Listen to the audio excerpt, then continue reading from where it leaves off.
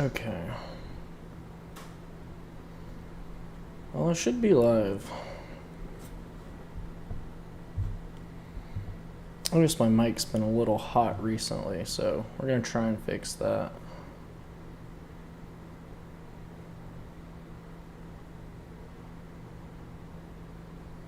There we go.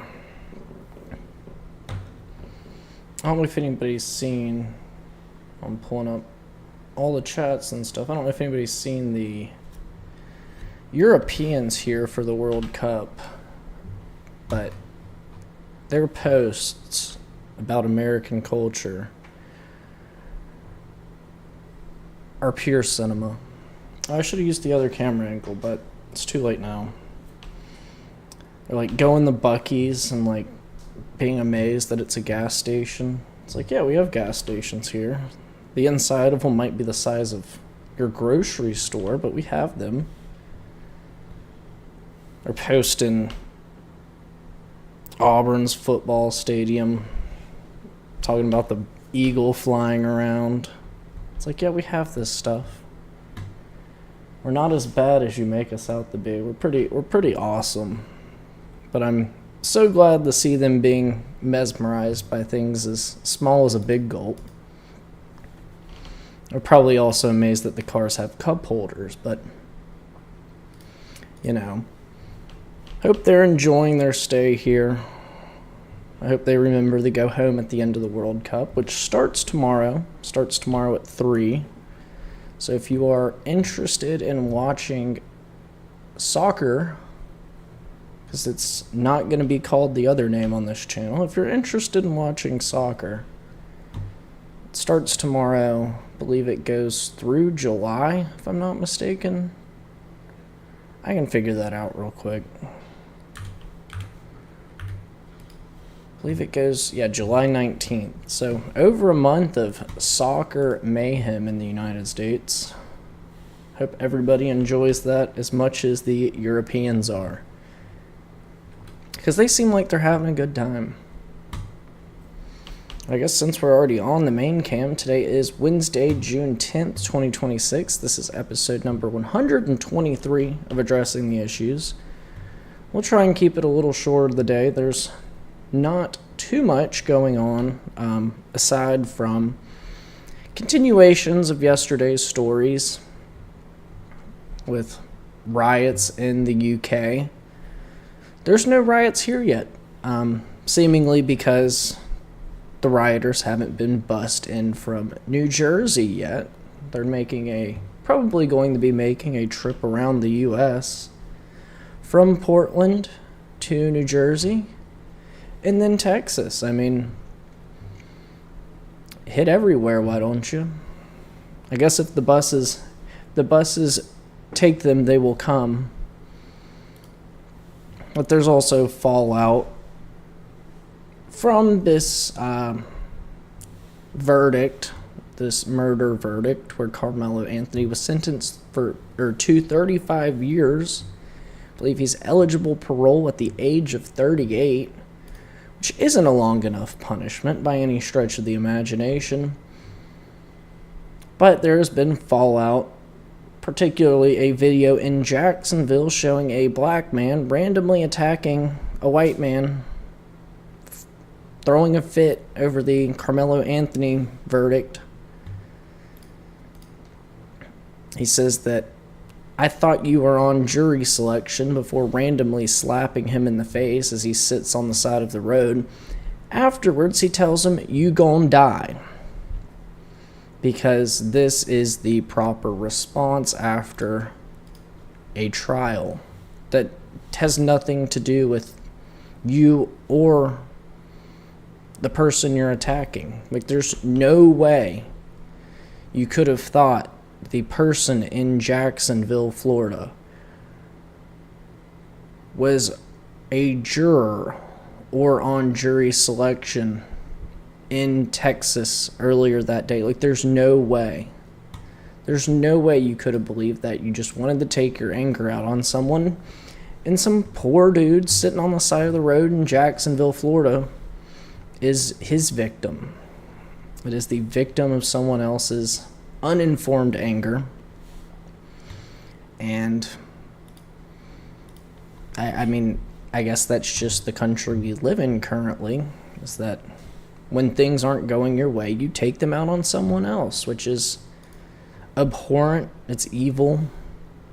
It shouldn't be accepted within our society, yet it's taught to people from a young age that you take your anger out on somebody else, which never should have been the case. This man in Jacksonville never should have been hit in the side of the head by someone, whether he was on jury selection or not. I mean, there's no possible way he was. But either way, this isn't how things should work. It is, in fact, how things do work, where you are victimized by somebody because they have pent-up anger over a guilty verdict that has nothing to do with them. That is the state of our nation. We live in a country where apparently people are so upset by the course of justice that they feel the need to attack random people. And I can only assume it was based upon the color of his skin. I can only assume that it was because it was a white man that he decided to attack this guy. And, you know, probably in Florida something will be done. Probably, I'd assume. I'm not sure exactly how great the courts in Jacksonville are, but being in Florida, I have a safe assumption that this man will be prosecuted for his assault over his anger over a guilty verdict that was handed down through the court of law. So, I don't know. If it happened elsewhere, if this happened in North Carolina, I'd expect no results. Nothing to happen to the guy. He'd probably be able to plead insane and walk free. Because just in North Carolina yesterday, after DeCarlos Brown was judged incompetent to stand trial, there's another person walking through the Charlotte light rail wielding a knife, threatening people on a train yesterday. I mean, when you do not punish people for their actions, you do not serve them justice, we see repeat offenders. We see, or not, I mean, I don't know that he's a repeat offender. We see repeats of the same offenses. I mean, did we not learn anything from Irina Zarutska? And now, literally hours after DeCarlos Brown is found incompetent in the stand trial, you have another person wielding a knife, threatening people on apparently the same line, on the same train line. And this can only be attributed to the result that people are not punished for crimes, punished for actual crimes. But I mean, I have nothing good to say about this, so I'll probably stop. Like I said, I believe earlier, the UK is rioting over their exhaustion with these events. And here in the US, we have people attacking people over the courts actually working, and we have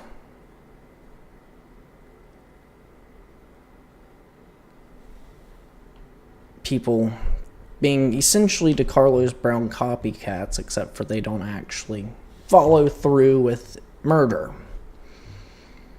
But that is the state. That is the state.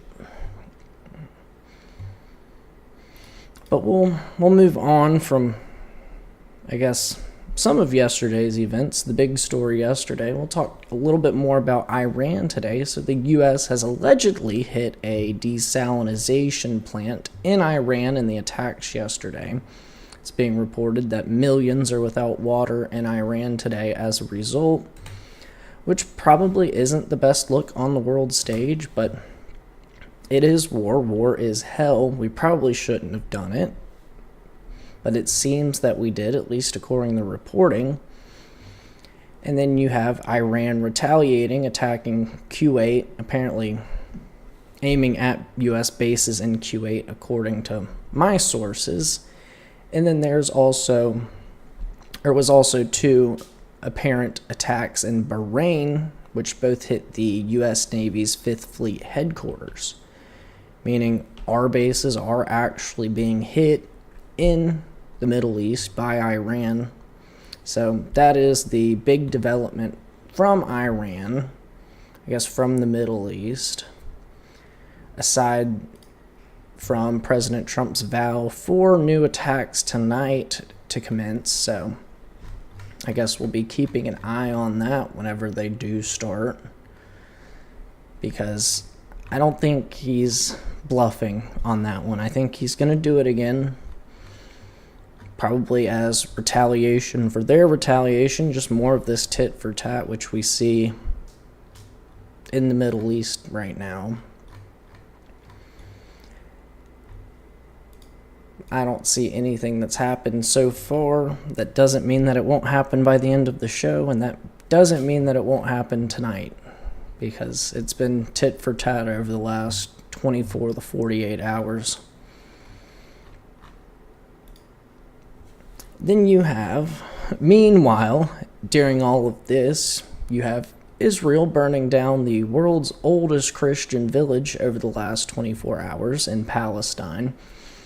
The reported religious makeup of this population of this village is 100% Christian, meaning you're going to be hard-pressed to make me believe that somehow this is Hamas or Hezbollah this time. I mean, I'm not going to believe it. I believe that this is the neo-colonialism, which we are experiencing on camera for the last,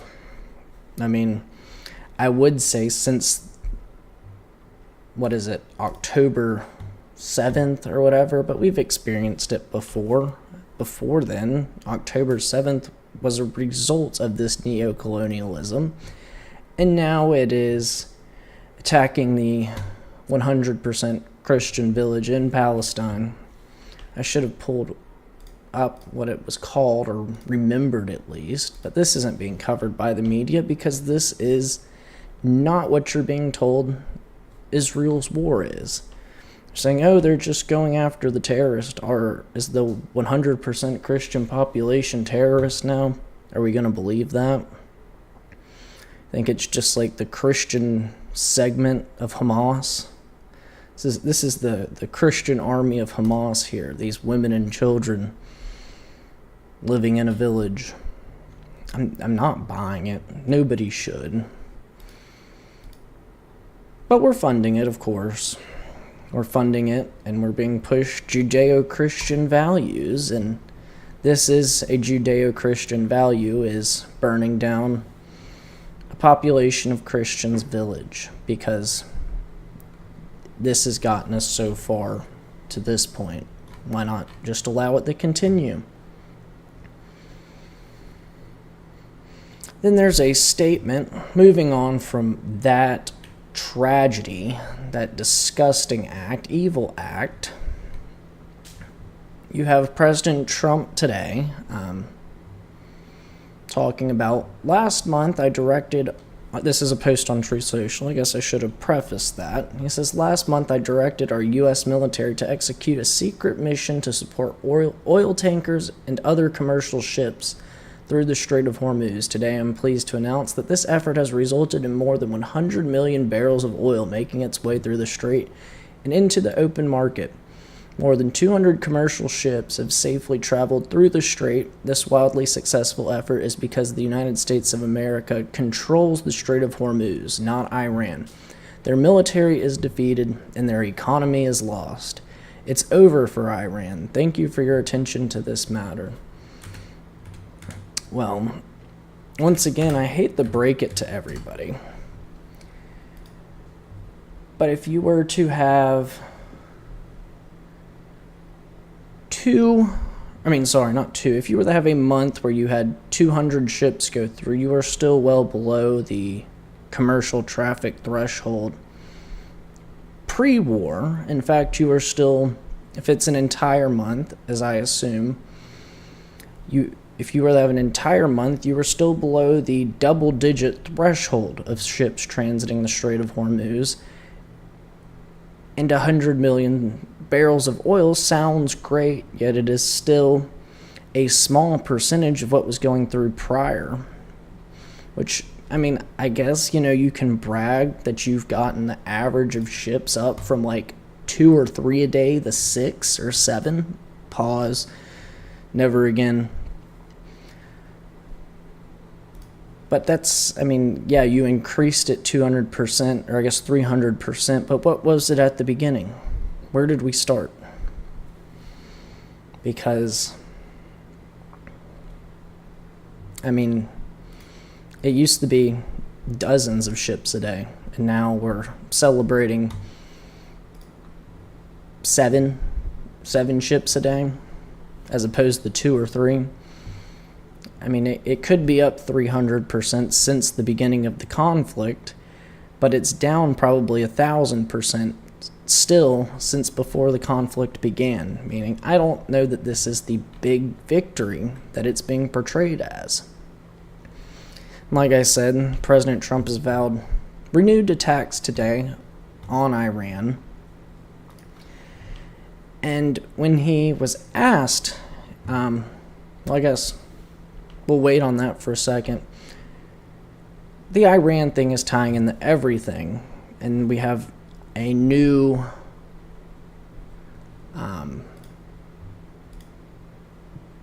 development. I don't even know if we should call it that. But the May Consumer Price Index, the metric which we use to measure inflation, hit 4.2% in May, which makes it the highest in Trump's second term. Makes it the highest since 2023, actually, and that was at the tail end of COVID. So obviously this isn't working out stellarly. When President Trump was asked about this in a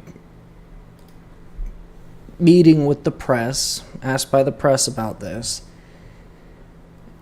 4.2% number particularly, he responded, seemingly, I hope he was being sarcastic. It seemed like he was. The tone wasn't too sarcastic, but I hope he was acting sarcastically. He says that he loves the inflation. He goes, I love the inflation, before talking about the supposed millions of barrels of oil that were smuggled out of Iran. Apparently there were 22 ships that got through, apparently. I believe he said last night in this answer. In this answer, he also cited the record Dow Jones. Now, if anybody is paying attention to that today, it didn't hit a record today, that's for sure. It's dropped 953 points today at market close, or 1.87% dropped today, if you want to use percentages. This is due to a massive sell-off in chips, massive sell-off in the chip industry, But it's also like, why are we still using the Dow to be a determining factor of financial success of Americans, particularly when gas is right around $4 a gallon? People are struggling to afford rent, aren't even looking to buy a house anymore, young people. The jobs are being taken away by not just AI, but foreign labor. believe it was reported 91% of all new jobs were taken by a foreigner in the US. Like since, I want to say, the mid 2000s. I saw that the other day and I was shook. It was like, okay, we're creating all these jobs, but they're not going to Americans. Like maybe we should look a little bit more at American employment rate as opposed to this general global employment of global citizens in America. Let's just focus on the Americans. Like, are Americans that graduate high school being employed? Simple metric. Are they able to purchase a home? Simple metric. Are they getting married and raising a family? Simple metric. Much more simple than this convoluted market value that we assign to economic health of the United States, when a majority of the, I guess, younger Americans don't have money to even invest in it. So how are they benefiting from something that they have no money in? It's like, yes, it could go up 300% tomorrow. The average high school graduate within the last, I'd say 20 years, they wouldn't be affected. Everybody else would get rich around them. They'd watch their parents get rich, their grandparents get rich, their uncle get rich. What would they get? They'd get nothing. They would see nothing but, I guess, inflation. I mean, that's what the newer generations are getting. They're not getting the jobs they want. In fact, they're being handed out to people that we import through H-1B visas, or if they do get the job they want, they're replaced by AI in a couple of years. They're not getting married. They're struggling to pay their own rent, not even able to save to purchase a house. Not even able to get approved for a mortgage because the houses are so expensive. Like, maybe we should focus on these metrics, maybe inflation as well, as opposed to citing the Dow Jones whenever something iffy happens to you, whether it be the Epstein files or inflation. You don't go, like, maybe we should refrain from just using this as like the massive deflection in which it is used. Maybe we should, say, yeah, this will help the old people who are rich and invested. It doesn't help younger generations, younger populations, because they don't have money to go into it. Maybe we should focus on them a little bit. And then we can talk, about how successful the Dow Jones is, how successful the stock markets are when everybody's able to invest, when they're not struggling to find employment or buy a house or raise a family. Maybe then we'll start focusing on all the records of the Dow Jones in the last year. Maybe then. Until then, we've got bigger fish to fry than making the rich richer. Which, good for them. I'm glad that they have more money than they know what to do with. But for people who are struggling to buy a house, raise a family, get a job even, maybe that's not the best deflection point, is to tell them that their problem could be solved if they just had more. Like, everybody wants more money. That's a human condition. It's probably not the best human condition I can name, but it is one of them. Everyone wants more money, and if your solution to people struggling with money is, just invest your money that you don't have, it's not a good solution. And it's really not a good solution to invest in the stock market when you're asked about the Epstein files. But that's here nor there. That woman's gone. Still craziest thing I think I've ever seen in our nation's capital. And I actually watched January 6th live. Like, one of these was way crazier than the other. And it wasn't the Fedsurrection. It just wasn't. It was deflecting from sex trafficking and pedophilia allegations with the market. That was just beyond bizarre.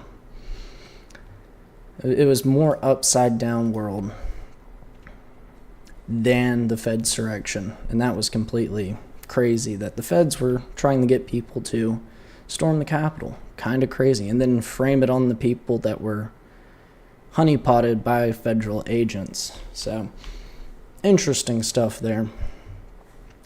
Then we have a story I'm hopeful for. If Congress will sit on its hands for the rest of the week, like they normally do, just so we're clear, if they will continue to do it through the rest of the week, warrantless spying, the warrantless spying law, also known as Section 702 of FISA, will lapse Friday, meaning that they can no longer spy on Americans without a warrant. Probably a great thing. Now, will they choose to continue to sit on their hands when they could, lose the ability to spy on American citizens? Probably not. Like, this is probably priority number one for the rest of the week, is ensuring that they can continue to control people through being able to spy on them warrantlessly, because that's a hallmark of a healthy society, is being able to spy on people without a warrant. But if they do choose to do nothing like they normally do, which I'm hoping this week they continue to choose to do nothing, warrantless spying could be out. The same warrantless spying that attacked President Trump and hundreds of other Republicans in positions of power, but beyond that, thousands of American citizens, if not millions. I believe the correct number is somewhere in the hundreds of thousands that were spied on without a warrant, without their knowledge, as I believe as a result of January 6th. And obviously more than that.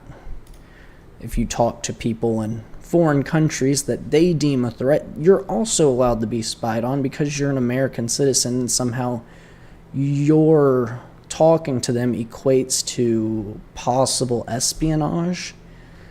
So that's all obviously healthy. That's just a healthy thing, Section 702 of FISA.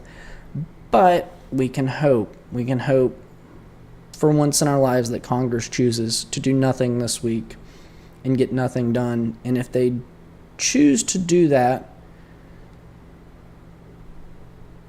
Section 702 of FISA could lapse. And with that would be the lapse of warrantless spying on Americans. Like, that sounds really good to me. So Congress, go talk about UFOs or something this week, at least through Friday. Just yell at each other about UFOs again, or the Epstein files even. I don't care what you guys talk about. Just do not renew Section 702 of FISA. That's all I ask. You can do anything else. Well, not anything else. That's a bad idea. Anything inconsequential like you normally do. Maybe condemn podcasters or something, right? Write a blanket statement saying we condemn podcasters because they're not Fox News, and just do something like that. Take it out on me, but do not pass the warrantless spying extension, please. Thank you. Thank you for your attention to this matter, Official Sam Jones. There you go. Wouldn't that just be great? They just yapped about UFOs and wrote condemnations of podcasters and internet influencers like they normally do, as opposed to extending warrantless spying. It could be glorious. It could be my favorite strongly worded letter against me of my life. Probably would be, as long as they didn't extend Section 702 of FISA. We'll get to, I believe, what will be our last story of the day. Before we get to that, I'm going to check and see if there have been any developments in this pledged attack on Iran today, because it seemingly hasn't happened yet. It's probably tomorrow in Iran, if I'm not mistaken.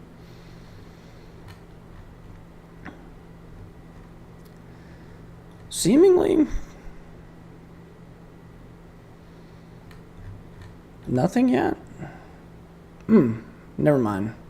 U.S. Embassy in Baghdad told Americans to brace for trouble tonight. Yep, it's going to happen. It's going to happen. But we'll move on to our last story. We're not waiting around to see our taxpayer dollars get blown up in the Middle East. A new poll came out which shows that 11% of Europeans view the U.S. as an ally.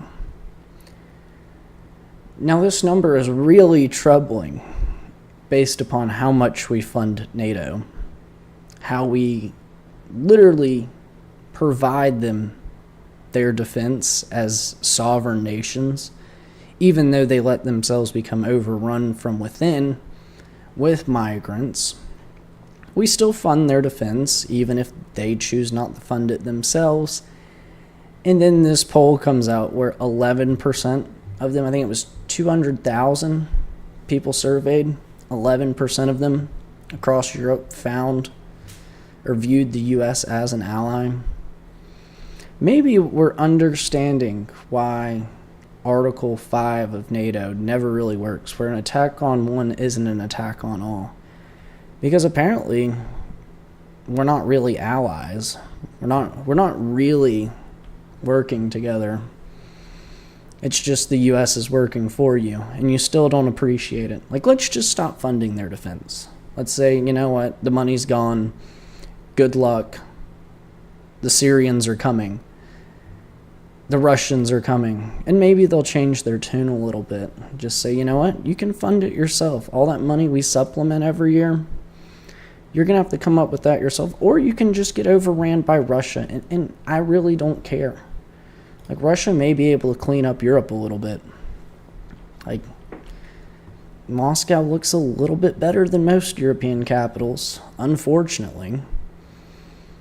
It's like, I have no allegiance to Russia whatsoever, but objectively, you look at their capital and it's cleaner and the people are better behaved. You don't see, like, vagrants attacking people under the Eiffel Tower. You don't see vagrants attacking people. Sorry, well, you do see that. You see that in France. But you don't see that, at the Kremlin. It's not like you walk outside of the Kremlin and there's vagrants attacking people for walking and enjoying the sights of culture. It just doesn't happen there. At least not as much so. You obviously have the troublesome region in the Caucasus, but, they're pretty well contained by Russia. So, maybe just stop funding them, let Russia just have their way with Europe, and maybe the place will get cleaned up a little bit. In that way, we can prove to the apparently 89% of Europeans that believe we're not allies that we're not allies anymore. Say, you know what? Defend yourself. We're over it. We're pulling out our troops and all the bases that we station, or all the troops that we station in our bases, which we fund in Europe. We're just taking them out. We're pulling military funding. We're not sending you any more weapons. Figure it out yourselves. And then they'll be flying around in the crummy Mirage fighter jets. I guess the Finns do have that one pretty neat fighter jet. It's like 4th generation, though. It's not going to do anything. It's not going to do anything against 5th generation, 6th generation fighter jets out of Russia. It's not. You can hope. It's like, yeah, it's cool. It can land on a highway, on a 2-lane highway. A European 2-lane highway, in fact, which are narrower because the cars are small. But use those against and defend yourself from Russia. We'll keep our money at home. We'll keep our weapons at home, our troops at home, and see how that works out for you. It's like, I think that 11% in retrospect will say, wow, they really were a good ally, as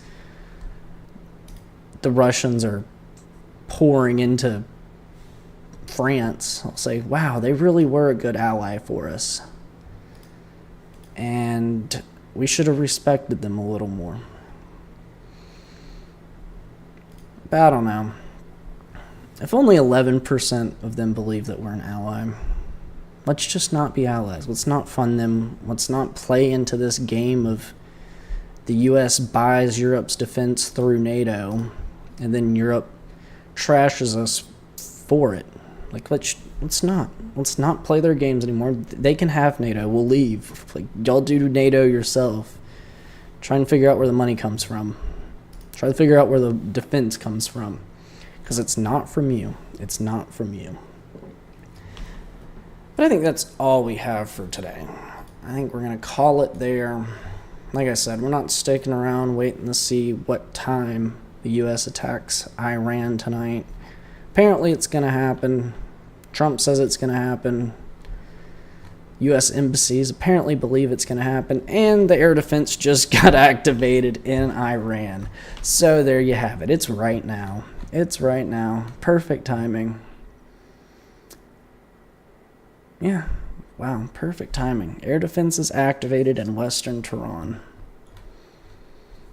Can the timing get any better? Like, who's watching this? Who's watching me right now? Trump, are you listening? Trump, are you there? Trump, if you can hear me. Bomb Iran harder. They need more.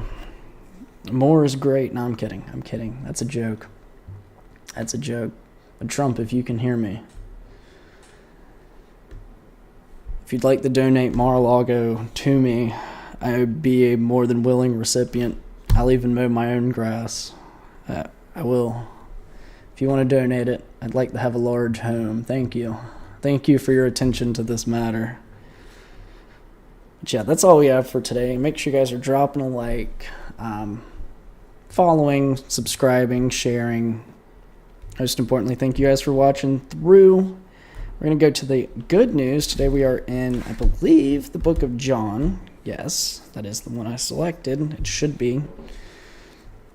We're looking at John chapter 2, verses 14 through 25. It reads, After this he went down to Capernaum with his mother and brothers and disciples. There they stayed for a few days. When it was almost time for the Jewish Passover, Jesus went up to Jerusalem. In the temple courts he found men selling cattle, sheep, and doves, and others sitting at tables exchanging money. So he made a whip out of cords, and he drove all from the temple area, both sheep and cattle. He scattered the coins of the money changers and overturned their tables. To those who sold doves he said, "Get these out of here. How dare you turn my Father's house into a market?" His disciples remembered it is written, "Zeal for your house will consume me." Then the Jews demanded of him, "What miraculous sign can you show us to prove your authority to do all this?" Jesus answered them, "Destroy this temple, and I will raise it again in 3 days." The Jews replied, "It has taken 46 years to build this temple, and you are going to raise it in 3 days?" But the temple he had spoken of was his body. After he was raised from the dead, his disciples recalled what he had said. Then they believed the scripture and the words that Jesus had spoken. Now while he was in Jerusalem at the Passover feast, many people saw the miraculous signs he was doing and believed in his name. But Jesus would not entrust himself to them, for he knew all men. He did not need man's testimony about man, for he knew what was in a man.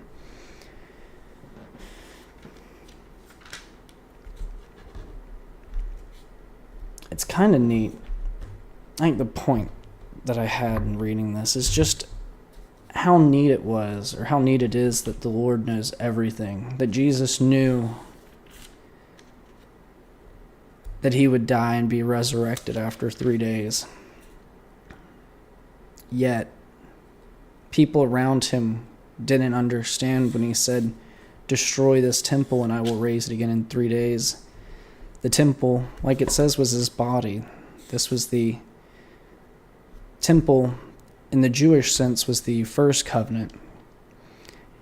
And it was destroyed when he came back 3 days later and gave us the new covenant, fulfilled the prophecy by doing so. And in this new covenant, Jesus is the new temple. But yeah, it's just amazing that nobody would believe it.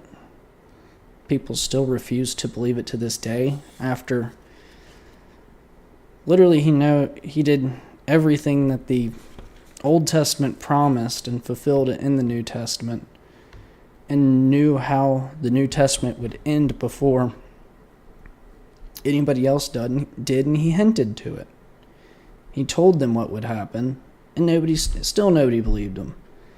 And to this day, people refuse to believe in Jesus, believe that he died on the cross for our sins, believe that he rose again 3 days later,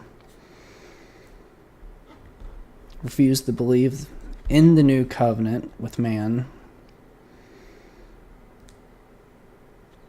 It's crazy to me. It's baffling to me how ignorant we are as people. How we can see the signs, witness the miraculous signs, but still aren't willing to believe it. I think it's also interesting, the last two verses. But Jesus would not entrust himself to them, for he knew all men. He knows you. And then it says, he did not need man's testimony about man, for he knew what was in a man. Which is, he knows you. He knows you inside and out, the hairs upon your head, what you're thinking about, what you need, what you aspire, even if you've never told anybody, even if you don't even know it yet. He knows.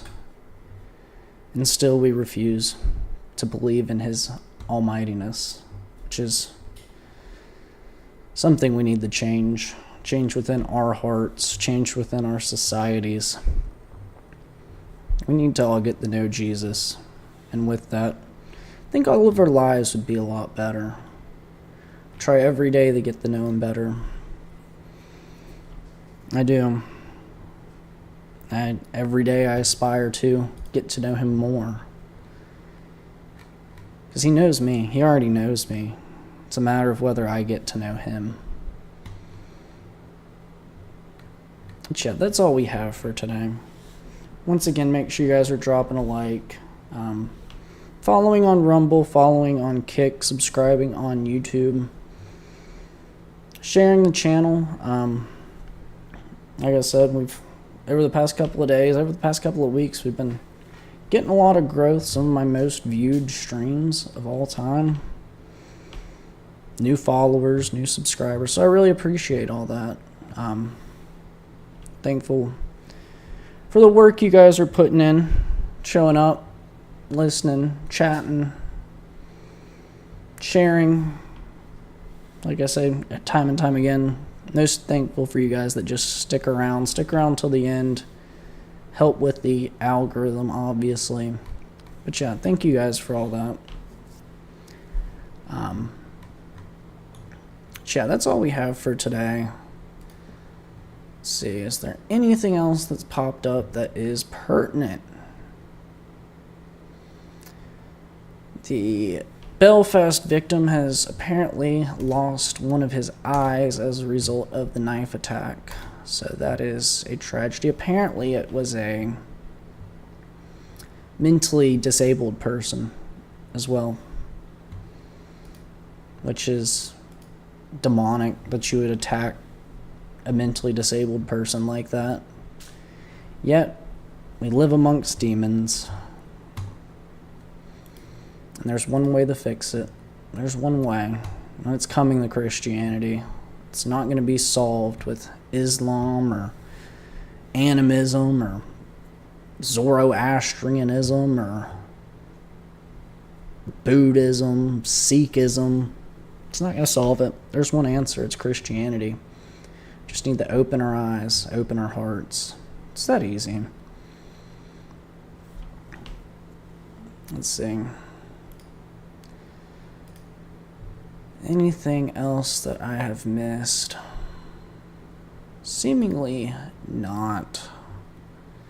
But yeah, apparently Iran is getting attacked right now. That's, I guess, the big thing. And we'll know the results of that over the next couple hours. But like I said earlier, I'm not sticking around for it.